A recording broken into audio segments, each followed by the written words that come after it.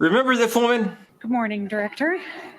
On behalf of the men and women of the Office of Enforcement Programs and Services, I want to thank you for your unwavering support for the work EPS does and its mission and the mission of ATF.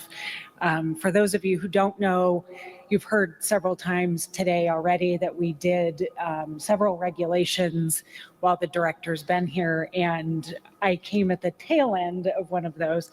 But I know you were very involved in those, and we appreciate the support for that. And on behalf of everyone, so this does not need to be traced. Okay. Nor registered.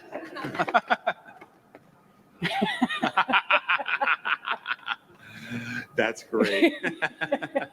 Thank you for everything. Thank you. Thank you. Thank you.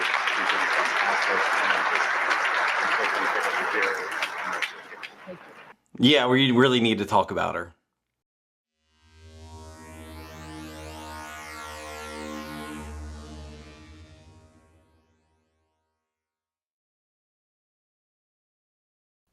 And another one bites the dust. Yes, we're going to be talking about Megan Bennett and her retirement.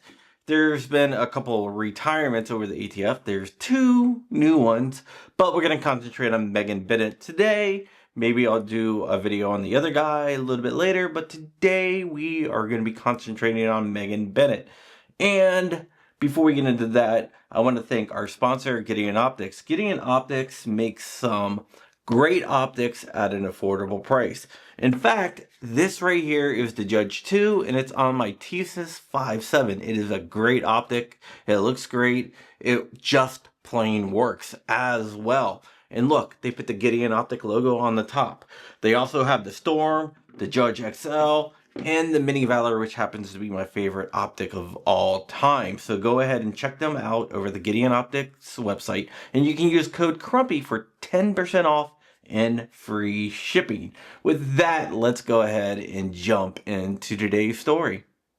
Megan Bennett is the woman that gave Steve Dettelbach the supposed 80% AR-15 lower. I don't know if it was actually an AR-15 lower that was actually an 80% AR-15 lower, or if it was just a mock-up. But people are claiming that it was an 80% AR-15 lower, and she even said that it didn't require a background check, which is interesting because it was given to Steve Dettelbach in DC, which violated DC law, which is a big no-no in DC. So she might have broken the district's law, but who really knows? That is not why I disliked her, though. The reason why I disliked her is because her department, under her leadership, tried to enforce the pistol brace rule after a judge enjoined it from being enforced. So basically, they said they didn't care what the court said, and they were going to enforce it anyway, because there was an injunction against the rule, but not their interpretation, and they were just going to interpret every pistol equipped with a stabilizing brace as an SBR. We found that out because a GOA member, Gun Owners of America member, wrote the ATF asking if he would have to register his CZ Scorpion with a pistol brace attached. And their reply was, yes, you do. The rule is enjoined from being enforced, but we can enforce our interpretation, which is actually more stringent than what the rule says. According to the letter that the GOA member got back, all pistols with braces, no matter what brace, no matter what pistol, are SBRs. And they will be prosecuted if they don't pay the $200 extortion fee to the ATF, submit passport pictures, fingerprints, go through additional background checks, and just a bunch of other unconstitutional malarkey. I've never heard so much malarkey in my whole life. Now, GOA was not too happy when that GOA member got the letter. GOA wrote Miss Bennett and several others at the ATF and said, what the hell are you doing? You cannot do this. This violates the court order. And if you continue down this road, we are going to sue you into oblivion. The ATF was forced to back off by stating, yeah, you're right, we might have overstepped our boundaries, we're going to rescind the letter. So that was a good thing, but they did it begrudgingly. They did not want to rescind that letter. And Miss Bennett was the head of that department. So her department was trying to enforce a rule that the courts already said you cannot enforce. Now, if there's someone in a federal position that decides they're not going to do what the court says they're going to do, that is a problem.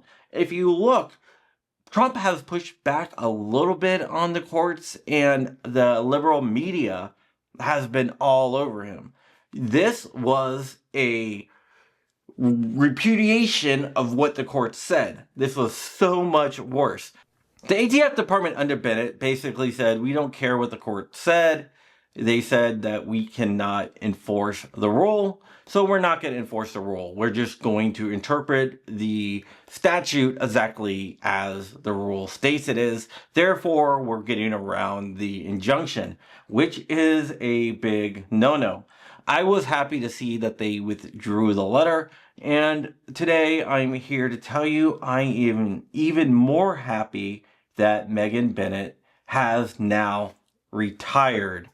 There's another retirement, but this is the bigger story, Megan Bennett retiring. If you want to see the full story, I'm going to have a story over on Amaland.com.